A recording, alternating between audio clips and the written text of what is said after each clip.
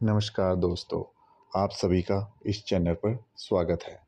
आइए जानते हैं हनुमान चालीसा पढ़ते वक्त भूलकर भी ना करें ये 7 गलतियां, उठाने पड़ सकते हैं बहुत बुरे परिणाम।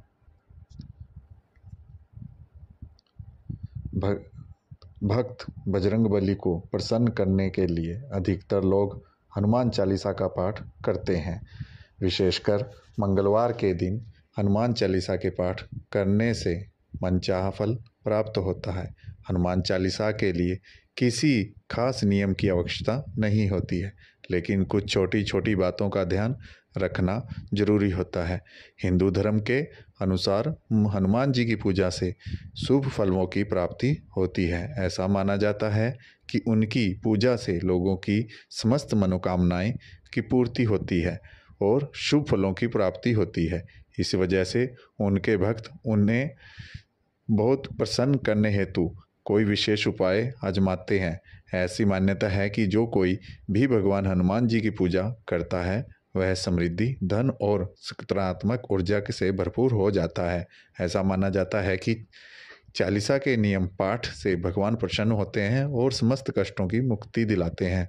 हनुमान चालीसा में लगभग 40 चौपाइयाँ शामिल हैं। ऐसी मान्यता है कि यदि कोई व्यक्ति हनुमान चालीसा का पाठ करते समय सभी नियमों का पालन नहीं करता तो उसे इस पूजा का पूर्ण फल नहीं मिल पाता।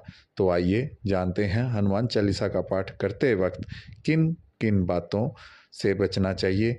लेकिन उनसे पहले अगर आप भी चाहते हैं बजरंगबली का आशीर्वाद आप पर बना रहे तो इस वीडियो को एक लाइक करें और चैनल को सब्सक्राइब करें और कमेंट बॉक्स में लिखें जय महाबली बजरंगबली की जय।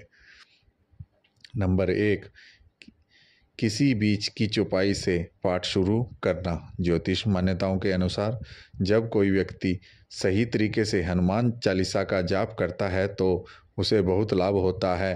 वहीं आपको कभी चालीसा का पाठ बीच की किसी चौपाई से नहीं करना चाहिए। यदि आप हनुमान चालीसा का पाठ पढ़ने जा रहे हैं तो इसे एक साथ पूरा क्रमबद्ध तरीके से पढ़कर ही उस स्थान से उठना चाहिए।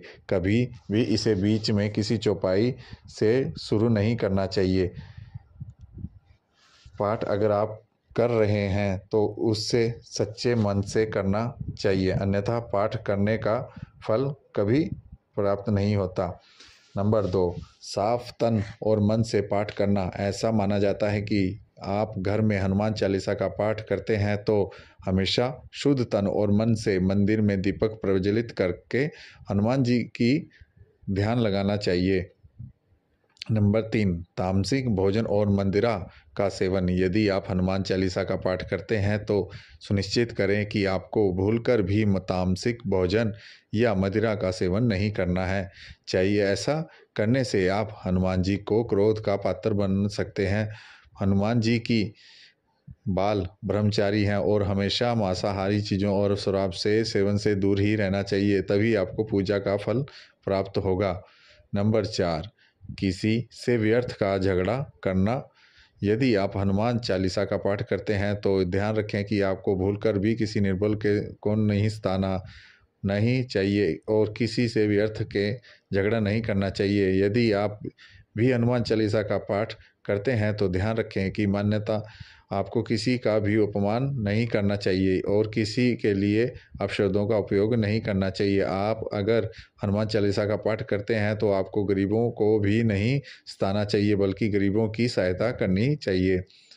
नंबर 5, जीवन साथी को छोड़कर किसी अन्य रिश्ते से में संबंध बनाना। यदि आप विवाहित हैं और हनुमान चालीसा का पाठ करते हैं तो आपको जीवन साथी के अलावा किसी और से रिश्ता जोड़ने की बात नहीं सोचनी चाहिए।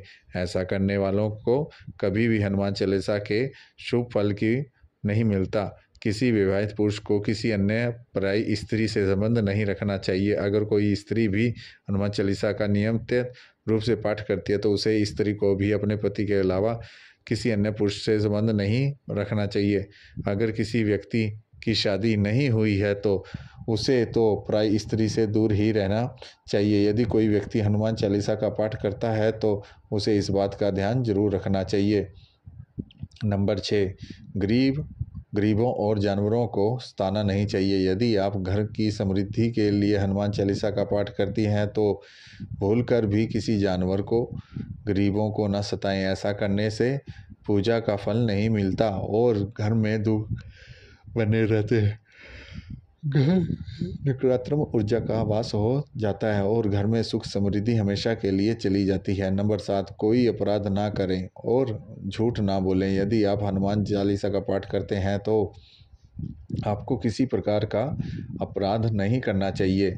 आपको किसी के साथ छल कपट करने से भी बचना चाहिए और झूठ नहीं बोलना चाहिए। अगर आपके मन में किसी के प्रति छल कपट और द्वेष है तो उससे आपको पूजा का फल कभी नहीं मिलेगा।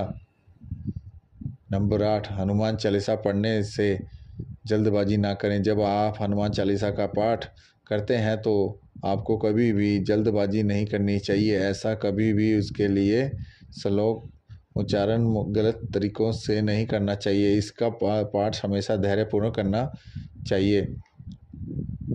नंबर 9, राम का नाम लिखकर बिना ना करें शुरुआत। कभी भी इस बात का परिचित रहें कि हनुमान राम जी के परम भक्त हैं, इसलिए भगवान राम का नाम लिए बिना ही हनुमान चालीसा की शुरुआत ना करें, वरना आपको अपने फल से वंचित रह जाएंगे।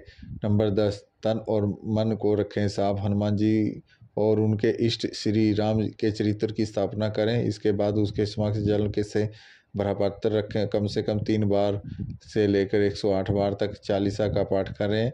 घर में हनुमान चालीसा का पाठ करते समय तन और मन दोनों साफ होने चाहिए, बेहद ज़रूरी है।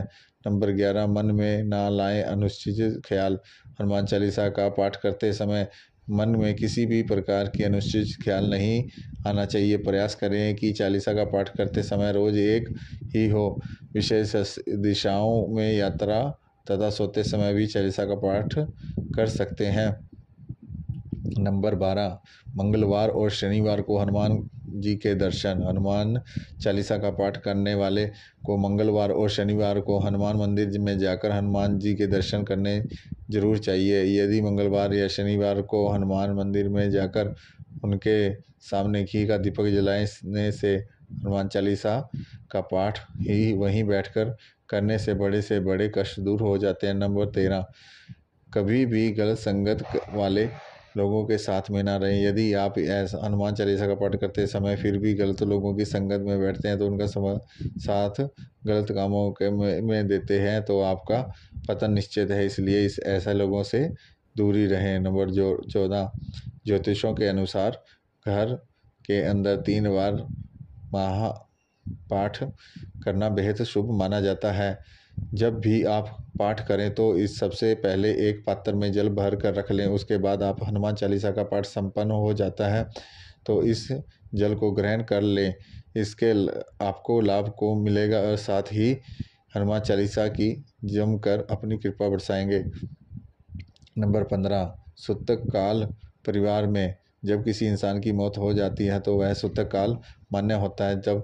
जब तक ये सूतक काल रहता है तब तक हमें हनुमान चालीसा सहित किसी अन्य देवी देवताओं की पूजा नहीं करनी चाहिए। ऐसे दौरान मंदिर में भी प्रवेश करना ना करें। दोस्तों, वीडियो अच्छी लगी हो तो इस चैनल को सब्सक्राइब करें, वीडियो को लाइक करें और कमेंट बॉक्स में लिखें जय महाबजरंग बली। धन्यवाद।